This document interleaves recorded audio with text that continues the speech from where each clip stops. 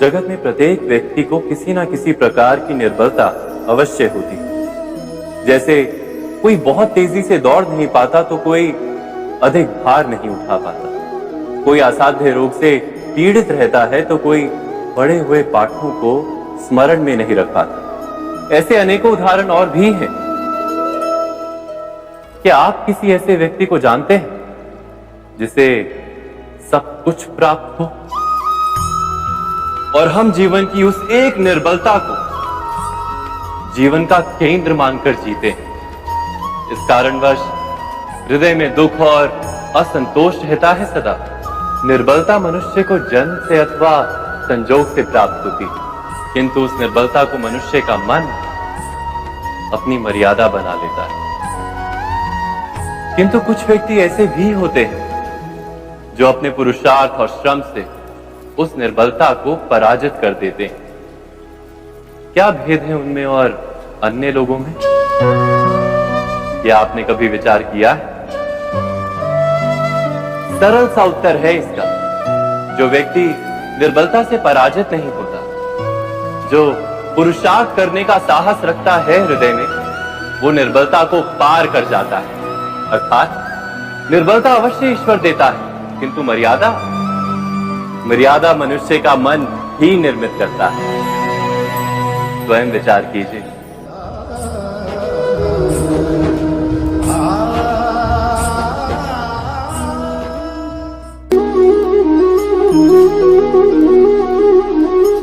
भविष्य का दूसरा नाम है संघर्ष। हृदय में आज इच्छा होती है और यदि पूर्ण नहीं हो पाती तो हृदय भविष्य की योजना बनाता है। भविष्य में इच्छा पूर्ण होगी ऐसी कल्पना करता रहता है, किंतु जीवन ना तो भविष्य में है ना अतीत में।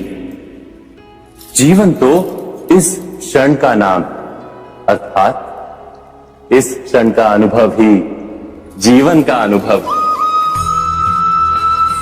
पर हम ये जानते हुए भी इतना सा सत्य समझ नहीं पाते।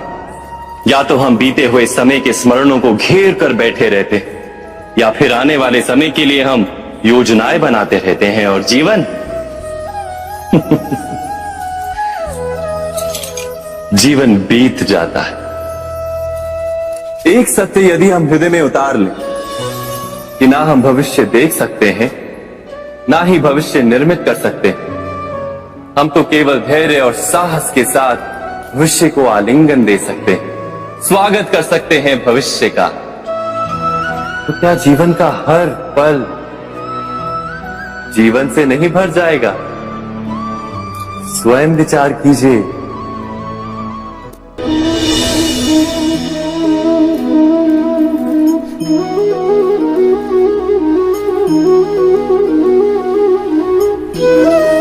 ज्ञान प्राप्ति सदा ही समर्पण से होती है, यह हम सब जानते हैं। किंतु समर्पण का वास्तविक महत्व क्या है? क्या हमने कभी विचार किया? मनुष्य का मन सदा ही ज्ञान प्राप्ति में विभिन्न बाधाओं को उत्पन्न करता है। कभी किसी अन्य विद्यार्थी से ईर्ष्या हो जाती है, कभी पढ़ाए हुए पाठों पर संदेह जन्मता है और कभी गुरु द्वारा दिया गया दंड मन को अहंकार से भर देता है। नहीं, क्या ऐसा नहीं होता?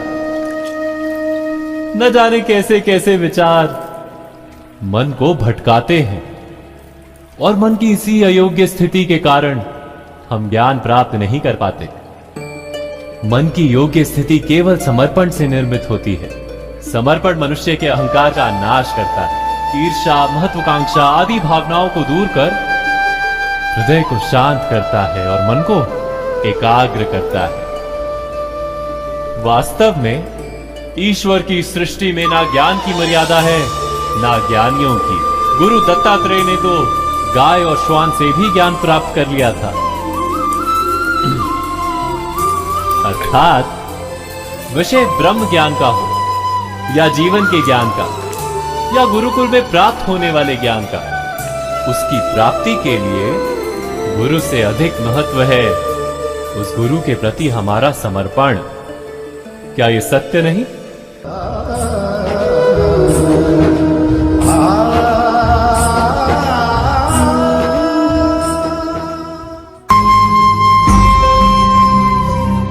प्रत्येक मनुष्य के जीवन में ऐसा क्षण अवश्य आता है जब सारे स्वप्न, सारी आशाएं, सारे दृश्य ध्वस्त हो जाते हैं। जीवन के सारे आयोजन ही बिखर जाते हैं। एक और धर्म होता है और दूसरी ओर सुख। इसी को धर्म संकट कहते हैं। जब धर्म का वहन ही संकट हो और धर्म का त्याग ही दुख। विचार कीजिए, कभी किसी स्वजन के विरुद्ध सत्य बोलने का अवसर प्राप्त हो जाता है, कभी ठीक दरिद्रता के समय सरलता से चोरी करने का मार्ग प्राप्त हो जाता है, कभी किसी शक्तिशाली राजनेता या राजा के कर्मचारी का अधर्म प्रकट हो जाता है। सबके जीवन में ऐसी घटना बनती ही रहती है। अधिकतर लोग ऐसे किसी क्षण को धर्म संकट के रूप में जान ही नहीं पाते। हमें किसी प्रकार के संघर्ष का अनुभव ही नहीं होता। सहजता से सुख की ओर खींचे चले जाते हैं, जैसे मक्खी गुड़ की ओर खींची चली जाती। वास्तव में धर्म संकट का क्षण ईश्वर के निकट जाने का क्षण होता है। यदि हम संघर्षों से भयभीत ना, सुख की ओर आकर्षित ना, अपने धर्म पर दृढ़ रहे, तो ईश्वर का साक्षात्कार दूर नहीं।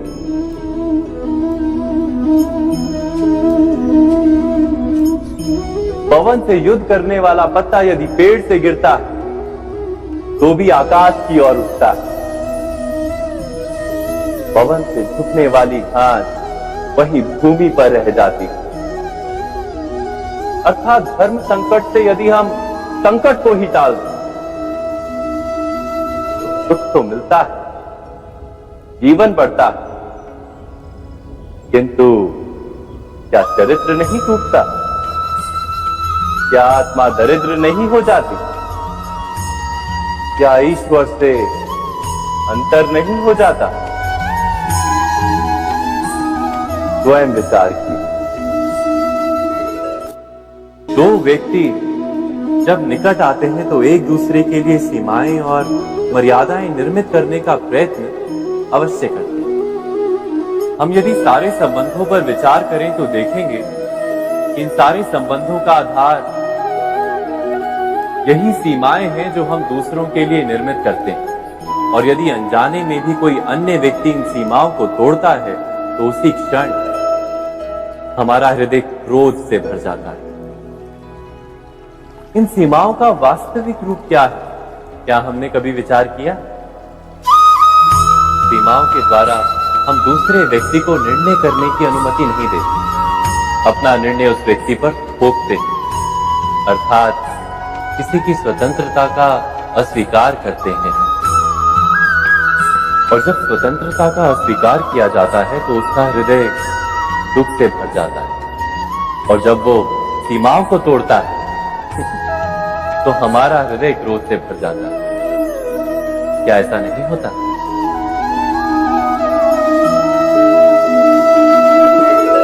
पर यदि एक दूसरे की स्वतंत्रता का सम्मान किया जाए तो किसी मर्यादाओं या सीमाओं की आवश्यकता ही नहीं होती। अर्थात जिस प्रकार स्वीकार किसी संबंध का देह है, क्या वैसे ही स्वतंत्रता किसी संबंध की आत्मा नहीं? स्वयं विचार कीजिए। सबके जीवन में ऐसा प्रसंग अवश्य आता है कि सत्य कहने का निश्चय होता है हृदय में, किंतु मुख से सत्य निकल नहीं पाता। कोई भय मन को घेर लेता है। किसी घटना अथवा प्रसंग के बारे में बात करना या फिर स्वयं से कोई भूल हो जाए उसके बारे में कुछ बोलना, क्या ये सत्य है? नहीं, ये तो केवल तथ्य है। अर्थात जैसा हुआ था वैसा केवल बोल देना सामान्य सी बात है। किंतु कभी कभी उस तथ्य को बोलते हुए भी भय लगता है। कदाचित किसी दूसरे की भावनाओं का विचार आता है मन, दूसरे को दुख होगा ये भय भी शब्दों को रोकता है। तो ये सत्य क्या है? क्या हमने कभी विचार किया है? जब भय रहते हुए भी कोई तथ्य बोलता है तो वो सत्य कहलाता है। वास्तव में सत्य कुछ और नहीं, केवल निर्भयता का दूसरा नाम। और निर्भय होने का कोई समय नहीं होता, क्योंकि निर्भयता आत्मा का स्वभाव है। अर्थात क्या प्रत्येक क्षण सत्य बोलने का क्षण नहीं होता?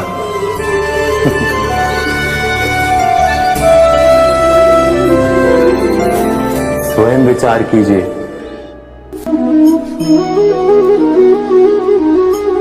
श्रेष्ठता का क्या अर्थ है? श्रेष्ठता का अर्थ है दूसरों से अधिक ज्ञान प्राप्त करना। अर्थात मूल्य इस बात का नहीं कि स्वयं कितना ज्ञान प्राप्त किया, मूल्य इस बात का है कि प्राप्त किया हुआ ज्ञान अन्य लोगों से कितना अधिक है। अर्थात श्रेष्ठता की इच्छा ज्ञान प्राप्ति को भी एक स्पर्धा बना देती है। और स्पर्धा में विजय अंतिम कब होती है?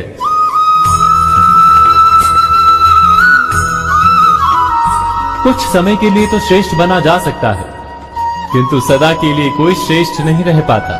फिर वही असंतोष, पीड़ा और संघर्ष जन्म लेता है। किंतु श्रेष्ठ बनने के बदले यदि उत्तम बनने का प्रयत्न करें तो क्या होगा?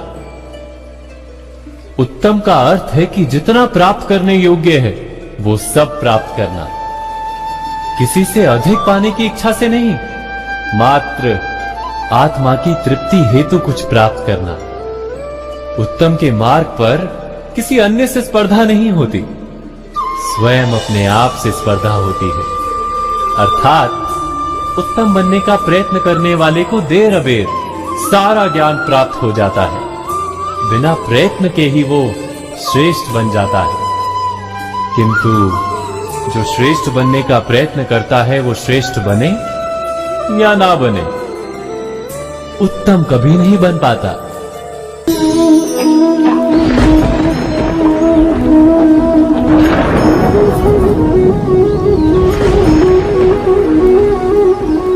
सपनों और पूर्वाभासों के आधार पर हम भविष्य के सुख दुख की कल्पना करते हैं। भविष्य के दुख का कारण दूर करने के लिए हम आज योजना बनाते हैं।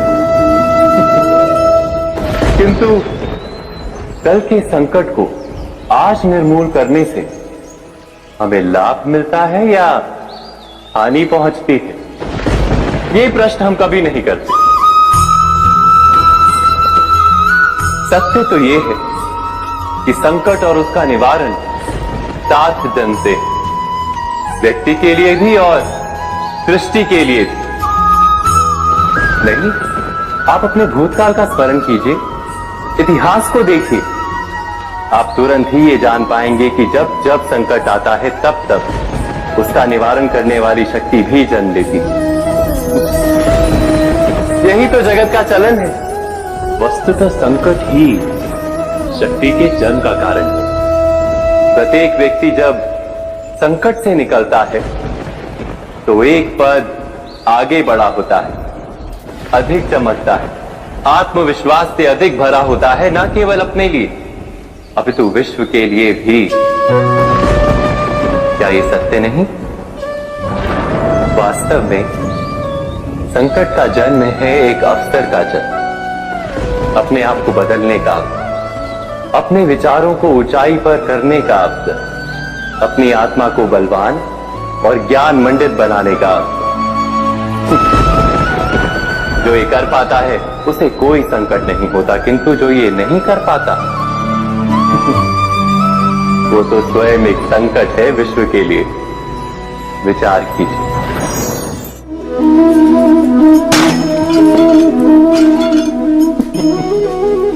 स्वयं विचार कीजिए।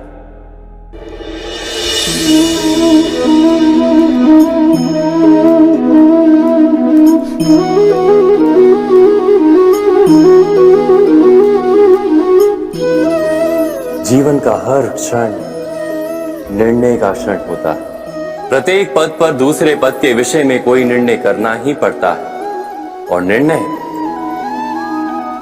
अपना प्रभाव छोड़ जाता है।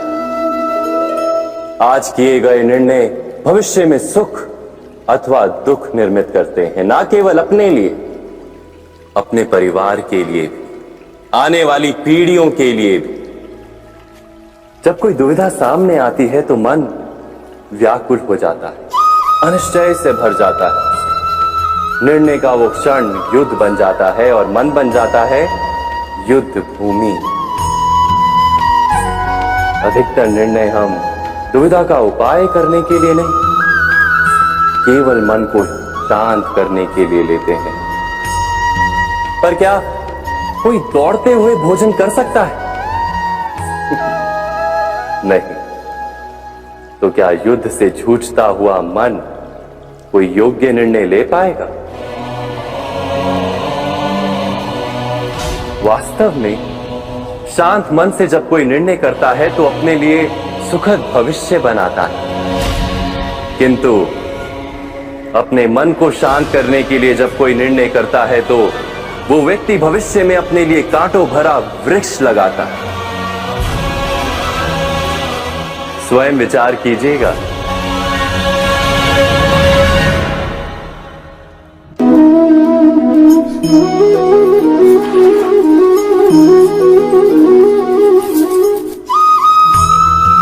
जीवन में आने वाले संघर्षों के लिए जब मनुष्य स्वयं को योग्य नहीं मानता, जब उसे अपने ही बल पर विश्वास नहीं रहता, तब वो सद्गुणों को त्याग कर दुर्गुणों को अपनाता है।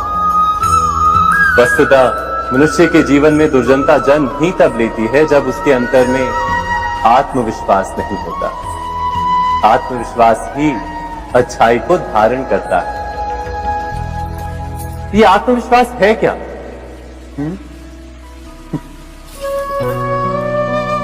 जब मनुष्य ये मानता है कि जीवन का संघर्ष उसे दुर्बल बनाता है, तो उसे अपने ऊपर विश्वास नहीं रहता। वो संघर्ष के पार जाने के बदले संघर्ष से छूटने के उपाय ढूंढने लगता है।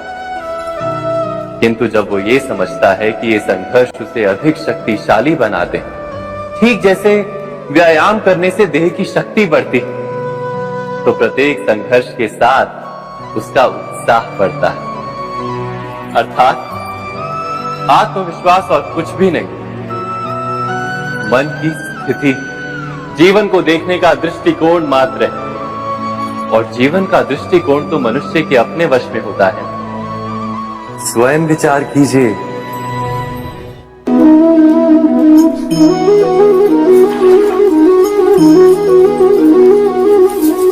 पिता सदा ही अपने संतान के सुख की कामना करते, उनके भविष्य की चिंता करते रहते। इसी कारणवश सदा ही अपने संतानों के भविष्य का मार्ग स्वयं निश्चित करने का प्रयत्न करते रहते। जिस मार्ग पर पिता स्वयं चला है, जिस मार्ग के कंकर पत्थर को स्वयं देखा है, मार्ग की छाया, मार्ग की धूप को स्वयं जाना है, उसी मार्ग पर उसका पुत्र भी चले, यही इच्छा रहती है हर पिता की। निस्संदेह उत्तम भावना है ये। किंतु 3 प्रश्नों के ऊपर विचार करना हम भूल ही जाते। कौन से प्रश्न? प्रथम प्रश्न, क्या समय के साथ प्रत्येक मार्ग बदल नहीं जाते? क्या समय सदा ही नई चुनौतियों को लेकर नहीं आता? तो फिर बीते हुए समय के अनुभव नई पीढ़ी को किस प्रकार लाभ दे सकते हैं? दूसरा प्रश्न, क्या प्रत्येक संतान अपने माता पिता की छवि होता है? हाँ, संतानों को संस्कार तो अवश्य माता पिता देते हैं, किंतु भीतर की क्षमता भीतर की क्षमता तो ईश्वर देते हैं। तो जिस मार्ग पर पिता को सफलता मिली है, विश्वास है कि उसी मार्ग पर उसकी संतानों को भी सफलता और सुख प्राप्त होगा। तीसरा प्रश्न, क्या जीवन के संघर्ष और चुनौतियां लाभकारी नहीं होती? क्या प्रत्येक नया प्रश्न एक नए उत्तर का द्वार नहीं खोलता? तो फिर संतानों को नए नए प्रश्नों, संघर्षों और चुनौतियों से दूर रखना, ये उनके लिए लाभ करना कहलाएगा या हानि पहुंचाना? अर्थात जिस प्रकार संतान के भविष्य का निर्माण करने के बदले उसके चरित्र का निर्माण करना श्रेष्ठ है, वैसे संतानों के जीवन का मार्ग निश्चित करने के बदले उन्हें नए संघर्षों के साथ जूझने के लिए मनोबल व ज्ञान देना अधिक लाभदायक नहीं होगा? स्वयं विचार कीजिए। मनुष्य की सबसे बड़ी दुर्बलता क्या होती है? सोचिए। धन, प्रेम, अहंकार। मनुष्य की सबसे बड़ी दुर्बलता होती है उसके रहस्य। चाहे आप कितने भी शक्तिशाली क्यों ना हो, कितने भी प्रबल क्यों ना हो, परंतु उसके रहस्य उसके नाश की चाबी होती है। इसलिए यदि प्रबल रहना है, शक्तिशाली रहना है, समर्थ रहना है, तो अपने रहस्य को किसी को भी ना बताएं, ना मित्र को और ना ही शत्रु को, क्योंकि समय पड़ने पर कब कौन शत्रु हो जाए ऐसा कहना संभव नहीं। विभीषण को रावण के अमृत कुंड का ज्ञात था, इसीलिए प्रभु श्री राम रावण का वध करने में सफल हो सके। इसलिए उचित यही है कि आप अपने रहस्य को स्वयं तक ही सीमित रखें। मनुष्य जीवन की परीक्षा में सफल होने के लिए क्या नहीं करता? वो परिश्रम करता है, दौड़ भाग करता है, और ये सब करने के पश्चात भी जब उसका काम नहीं बनता तो वो नकल करता है ना? तनिक लौटिए अपने बचपन में, स्मरण कीजिए अपने बचपन की स्मृतियों का। क्या स्मरण हुआ? विद्यालय में जब आप परीक्षा देने जाते थे तो क्या होता था? आप ना सही, परंतु कोई ना कोई सफलता पाने के लिए नकल करता ही था और उत्तीर्ण भी हो जाता था, है ना? परंतु जीवन की परीक्षा ऐसी नहीं होती। नकल करने वाला सफल नहीं होता।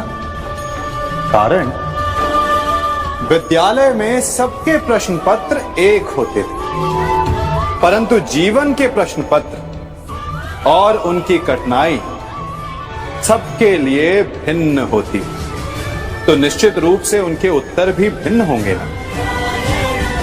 इसलिए यदि आपको जीवन में सफलता पानी है तो नकल ना कीजिए, स्वयं के प्रश्नों का उत्तर स्वयं ढूंढिए और सफलता आपकी ही होगी। मनुष्य का जीवन हार और जीत, विजय और पराजय, सफलता और असफलता के मध्य झूलता रहता है। आपके साथ भी ऐसा होता होगा, है ना? जब आप सफल होते हैं, किसी चुनौती पर विजय पाते हैं, तो मन प्रसन्नता से आनंद के उपवन में झूमने लगता है, और जब आप असफल होते हैं तब मन दुख और पीड़ा के सागर में डूबने लगता है। परंतु वास्तव में सफलता और असफलता है क्या? तनिक ध्यान से सोचिए।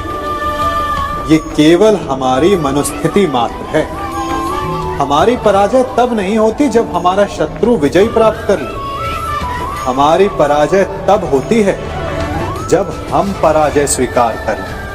हम असफल तब नहीं होते जब हम लक्ष्य न पा सके।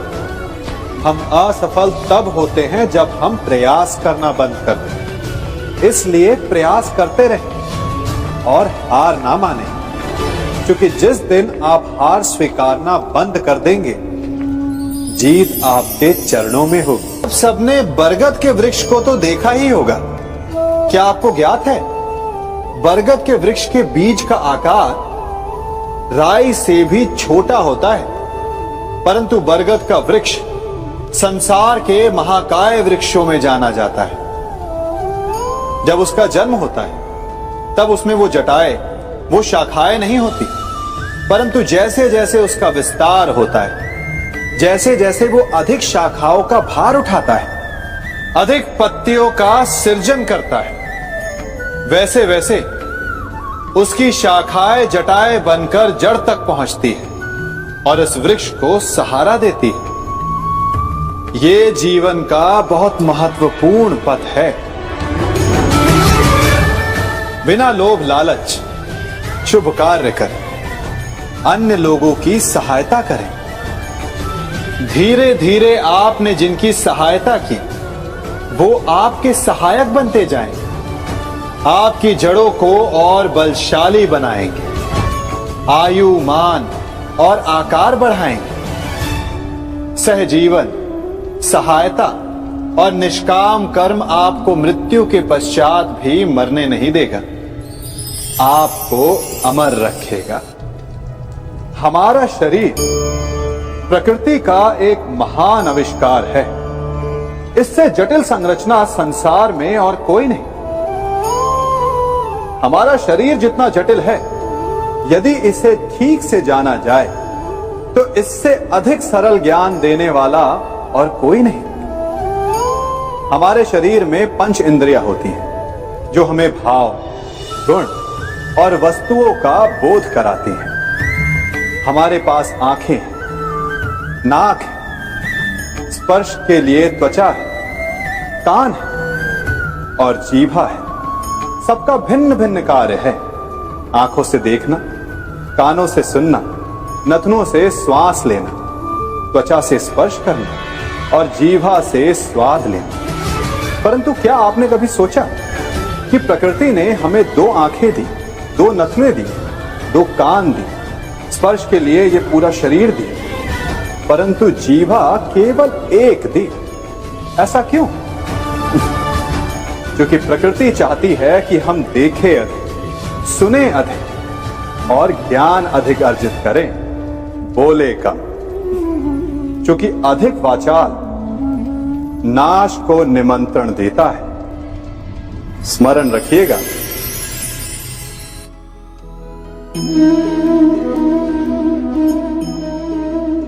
ये सदा यही कहते आए कि यदि आगे बढ़ना है तो अपनों का साथ दो।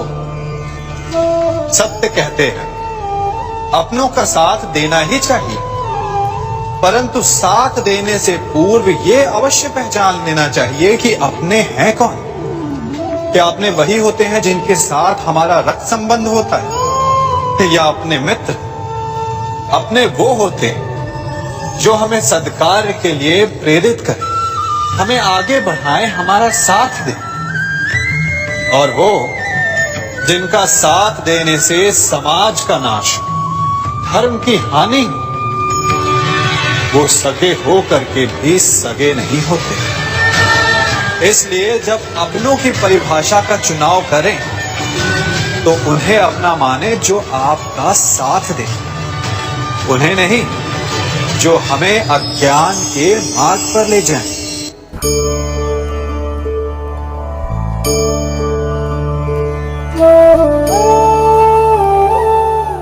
आप जिनसे प्रेम करते हैं सदा उनके समीप रहना चाहते हैं, नहीं चाहते कि कभी अपनों से दूर होना पड़े, बिछड़ना पड़े।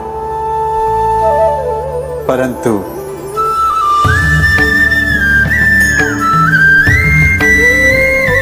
एक समय के पश्चात अपनों से दूर हो जाना उन्नति के लिए आवश्यक है।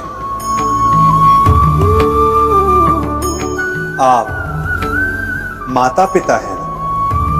यदि आप अपनी संतान के जीवन के हर पथ पर उनका मार्गदर्शन करते रहेंगे तो आपकी संतान स्वयं मार्ग चुनना कैसे सीखेगी?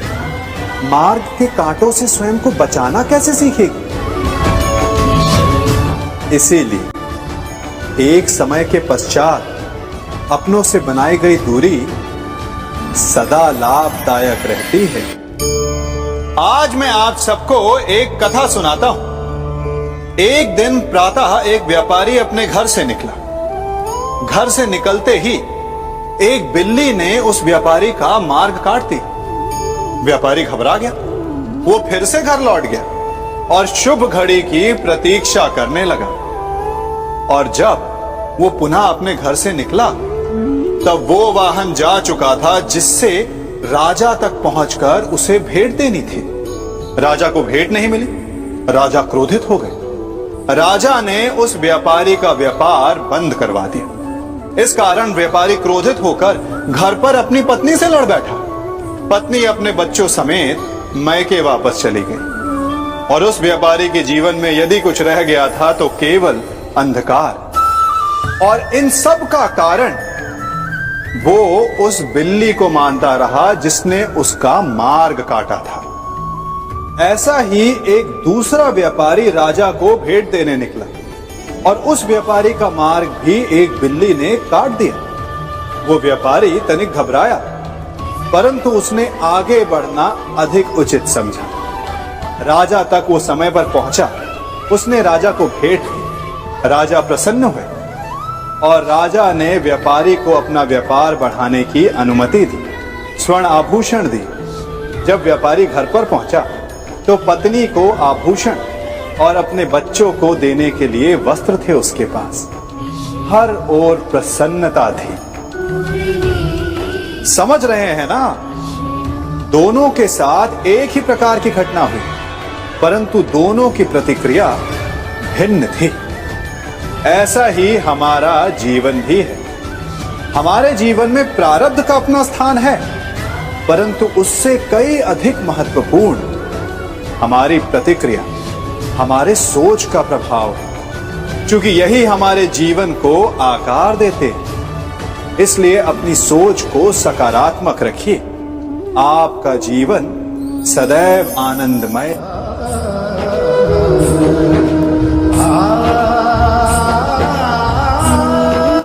हम सभी अपने जीवन में कोई ना कोई कार्य करते हैं।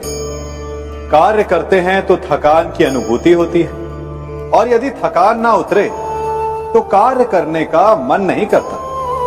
हम आशा करते हैं कि कदाचित एक दिन में 24 के स्थान पर 26 घंटे होते तो आराम करने के लिए हमें और अधिक समय मिल जाता। हमें ऐसा अनुभव होता है कि हम बहुत अधिक कार्य कर रहे हैं, है ना? परंतु क्या आपने कभी सोचा कि जो लोग संसार में सफल हैं उनके पास भी सफल होने के लिए दिन में केवल 24 घंटे थे? तो फिर वो सफल क्यों है? इसका एक छोटा सा रहस्य है। वो कार्य चुनते हैं जो उन्हें प्रिय है, जिसे करने में उन्हें आनंद आता है। उन्हें लगता ही नहीं कि वो कार्य कर रहे हैं, उन्हें लगता है कि वो प्रतिपल आनंद मना रहे हैं। और जब आप आनंद मनाते हैं तो थकान कैसी? इसलिए यदि आप जीवन में कोई भी कार्य करें तो वो आपके मन को भाना चाहिए, या जो कार्य आप कर रहे हैं उसे अपने मन को भा देने दो। सफलता आपको मिलेगी। कभी सोचा है हमारा जीवन भी उस रेत की घड़ी की भांति है? जो रेत नीचे गिर चुकी है वो हमारा अतीत है, जो अब भी ऊपर है वो हमारा आने वाला भविष्य है, और वर्तमान ये संकुचित स्थल है जहां से धीरे धीरे करके रेत गिर रही है। अर्थात हमारे पास जीने के लिए यही एक क्षण है। उसका उपयोग कैसे करना है ये हम पर निर्भर करता है। जो बीत गया उसका दुख मनाना है, या जो भविष्य में होने वाला है उसकी प्रतीक्षा में क्रोध करना है। सब कुछ करने के लिए यही एक क्षण है। प्रसन्न रहना है तो उसके लिए भी यही एक पल है। प्रतीक्षा करते रहोगे तो ये पल भी भूतकाल में बदल जाएगा। इसलिए आनंद के लिए, परोपकार के लिए प्रतीक्षा ना कीजिए। आपके पास जो पल है उनका भरपूर सदुपयोग कीजिए, क्योंकि इस घड़ी को पलटकर आप फिर से समय अवश्य गिन सकते हैं, परंतु अपना बीता हुआ समय आप वापस नहीं लौटा पाएंगे। मनुष्य भी बड़ा विचित्र प्राणी है। अपनों से नीचे के स्तर के लोगों को वो हे दृष्टि से देखता है, उनका उपहास उड़ाता है, उनसे बार बार कहता है कि तुम्हारा कुछ नहीं हो सकता, तुम भविष्य में कुछ नहीं कर पाओगे। जब मनुष्य के पास धन, संपत्ति, मान होता है तो वो दूसरों का आदर नहीं करता, परंतु वो एक बात भूल जाता है कि उससे भी अधिक शक्तिशाली कोई अस्तित्व में है, और वो है समय। काल काल अपना चक्र कब बदलेगा ये कोई नहीं जानता। समय अपनी करवट कब लेगा ये कोई नहीं जानता। कोयला भी समय के साथ साथ हीरे में परिवर्तित हो जाता है। इसलिए जीवन में कभी भी किसी का भी उपहास नहीं उड़ाना चाहिए।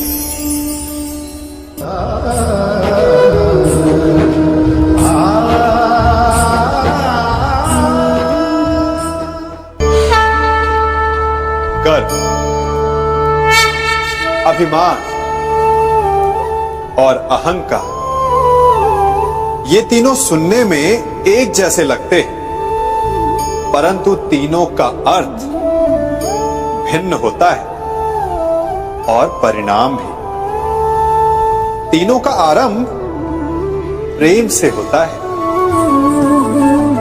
स्वयं से प्रेम, परिश्रम हमारे मन में गर्व को जन्म देता है और सफलता अभिमान जगाती है। यहां तक ठीक है, परंतु जब ये भावना अहंकार बन जाती है तब वो समस्या बन जाती है, क्योंकि सबसे बुरा अंत अहंकारी का ही होता है। परंतु मनुष्य के लिए पहेली यही है कि पहचाना कैसे जाए कि अहंकार जग गया है और उसका दमन आवश्यक है। इसका उत्तर मैं नहीं, आपका मन देगा। जब तक आप स्वयं से प्रसन्न हैं, जब तक आप सबसे ऊंचा उठने का प्रयास कर रहे हैं, तब तक ठीक है।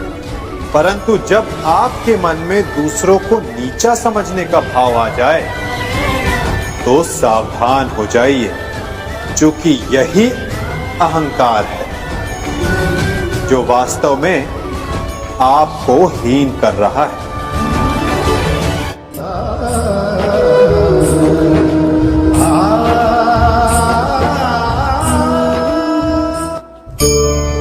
आज मैं आप सबको एक कहानी सुनाता हूं। एक दिन गोकुल में दो व्यापारी आए। एक व्यापारी शहद का था, बड़ा मीठा शहद था उसका, परंतु वो गोकुल में टिक नहीं पाया। उसके व्यापार ने घाटा खाया और शीघ्र ही वो गोकुल छोड़कर चला गया। और दूसरा व्यापारी मिर्च का था। पहले दिन वो एक पोटली लाया और दूसरे ही दिन वो पूरी बैलगाड़ी भर कर लाया, और धीरे धीरे पूरी मथुरा में उसकी धाक जम गई। मुझे बड़ा आश्चर्य हुआ, तो मैंने बाबा से पूछा कि ऐसा क्यों कि एक मीठे शहद का व्यापारी कंगाल हो गया और एक मिर्च का व्यापारी धीरे धीरे नगर सेठ बन गया। बाबा मुस्कुराए और उन्होंने कहा कि मीठी बोली बोलने वाले की तीखी मिर्च भी बिक जाती है, और जो कड़वी बोली बोलता है उसका मीठा शहद भी नहीं बिकता। वाह, कितने उत्तम विचार हैं उनके, और उचित ही है। मनुष्य अपने जीवन में सदैव अपने वचनों से उठता है और अपने वचनों से ही गिरता है। इसलिए अपने जीवन में सदैव मीठी बोली बोलने का प्रयास कीजिए, आपका जीवन सरल हो जाएगा। मनुष्य की सबसे बड़ी दुर्बलता क्या होती है? सोचिए। धन, प्रेम, अहंकार।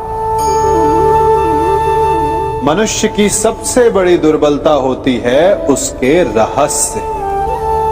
चाहे आप कितने भी शक्तिशाली क्यों ना हो, कितने भी प्रबल क्यों ना हो, परंतु उसके रहस्य उसके नाश की चाबी होती है। इसलिए यदि प्रबल रहना है, शक्तिशाली रहना है, समर्थ रहना है, तो अपने रहस्य को किसी को भी ना बताएं, ना मित्र को और ना ही शत्रु को, क्योंकि समय पड़ने पर कब कौन शत्रु हो जाए ऐसा कहना संभव नहीं।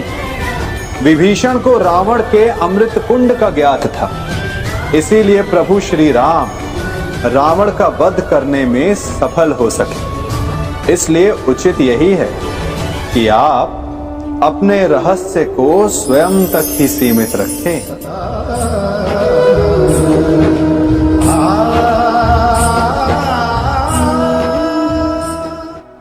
युवा अवस्था भी हमारे जीवन का कितना सुंदर काल होता है ना। बाहु में बल, मन में कुछ बड़ा कर जाने की चाह, आंखों में भविष्य के सुंदर और कोमल सपने। और इसी अवस्था में मनुष्य के भीतर पनपता है प्रेम। किसी को देखकर उस पर मन मोहित हो जाता है और फिर मनुष्य अपना सब कुछ उस पर न्यौछावर कर देना चाहता है। फिर प्रेम की परिणति होती है विवाह में। क्यों? सबको अपने खट्टे मीठे संस्मरण स्मरण हुआ है ना। परंतु यहीं से अधिकतर माता पिता और संतान के मध्य विचारों का विरोध प्रारंभ हो जाता है। संतान को लगता है कि उसका चुना जीवन साथी ही उसके लिए उपयुक्त है, और माता पिता को लगता है कि संतान अनजाने में भूल कर रही है। संतान का तर्क होता है कि उसे विवाह किससे करना है, ये उसका अधिकार है, और माता पिता का तर्क ये होता है कि अब भी जीवन साथी चुनने की समझ संतान में है ही नहीं। तो इस अवरोध को काटा कैसे जाए, उचित निर्णय कैसे लिया जाए? इसका एक ही मार्ग है, अपने उत्तरदायित्व का भान और अपनों से बड़ों के मापदंडों का भान। विवाह करने से पूर्व ये जान लेना आवश्यक है कि विवाह केवल अपने प्रेम को पाने का मार्ग नहीं है, अपितु विवाह से जीवन का एक नया द्वार भी खुलता है, और हर नए जीवन के साथ नए उत्तरदायित्व भी होते हैं। और यदि इन उत्तरदायित्वों को समझकर निर्णय लिया जाए तो विश्वास कीजिए आपका दाम्पत्य जीवन आनंद से भरा रहेगा और आपको कभी ये पछतावा नहीं होगा कि आपने कोई अनुचित निर्णय लिया। सागर का जल वाष्प बनकर उड़ता है, तब वो हमें दिखाई नहीं देता। मेघ उस जल को अपने भीतर छिपा लेते हैं, लंबी यात्रा करते हैं, प्रयास करते हैं कि वो जल सदा उनके भीतर छिपा रहे। परंतु जब वायु का वेग उन्हें उड़ाकर किसी पर्वत से ले जाकर के टकरा देता है, तब उन मेघों को बरसना ही पड़ता है, क्योंकि यही नियति है, यही प्रकृति है। क्योंकि जल को सागर में जाकर मिलना ही है। ठीक ऐसा ही हमारे साथ भी होता है। हम सत्य अपने मन के मेघों में चाहे जितना छिपाने का प्रयास कर लें, परंतु समय की आंधी उसे वास्तविकता के पर्वत से ले जाकर के टकराकर हमारे समक्ष ले ही आती है। जिस भय के कारण आप सत्य को सामने नहीं लेकर आना चाहते, एक दिन वही भय हमारे समक्ष आकर खड़ा हो जाता है और फिर हम लाचार हो जाते हैं, क्योंकि हमने उस भय का सामना करने की तैयारी नहीं की होती। इसलिए सत्य से भागे नहीं, उसे छिपाए भी नहीं, उसे स्वीकार करें। भविष्य की बड़ी विपत्ति से बच जाएंगे।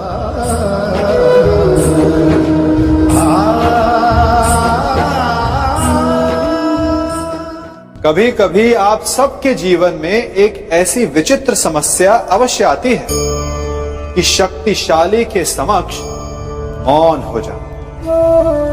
कि उस शक्तिशाली से विवाद करने से बचने के लिए आप मौन रह जाते। मानता हूं, ऐसा करने से आप एक विवाद से बच जाते, एक संघर्ष से बच जाते, परंतु ऐसा बचाव एक बड़े संघर्ष को जन्म दे देता है। कैसे? हमारा मौन रहना अनजाने में उसका समर्थन बन जाता है और वो स्वयं को अधिक शक्तिशाली अनुभव करता है और यहां से हमारा दमन प्रारंभ हो जाता है। एक के बाद एक हम अन्याय में अनचाहे रूप से सम्मिलित होते चले जाते हैं। तो इसका तोड़ क्या है?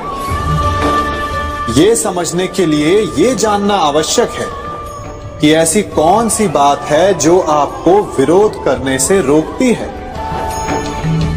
ये सामने वाले की शक्ति नहीं जो आपको रोकती है, ये आपके भीतर छिपा भय है जो आपको रोकता है। हाँ, कभी कभी भय आपकी सुरक्षा अवश्य कर सकता है, परंतु साथ साथ ये भी जानना आवश्यक है कि ये भय ही है जो आपको मौन भी रखता है। इसलिए अपने मन से भय को निकालिए और खुलकर अनीति का, अन्याय का विरोध कीजिए और फिर देखिएगा आपका मन कितना मुक्त, कितना हल्का अनुभव करेगा।